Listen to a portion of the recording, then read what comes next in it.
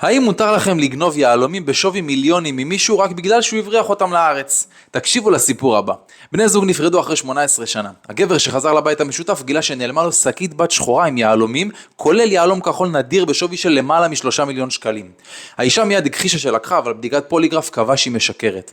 בבית המשפט האישה טענה שהגבר הוא בכלל עבריין, מלך ההימורים, שהיהלומים האלה הברחו מחול בכספים שחורים והוא ביצע עבירות מס, ולכן החוק לא אמור להגן על הרכוש שלו.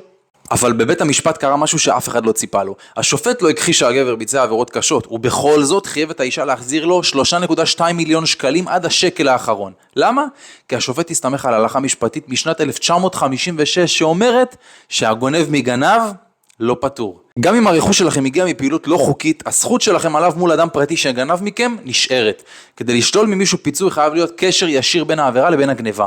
מה עוד שהתברר שהאישה בעצמה עבדה עם הגבר בעסקים האלה, אז בית המשפט לא אהב את זה בלשון המעטה. עכשיו תגידו לי אתם בתגובות, בית המשפט צודק שהגן על הרכוש של המבריח, או שההלכה משנת 1956 כבר לא מתאימה להיום?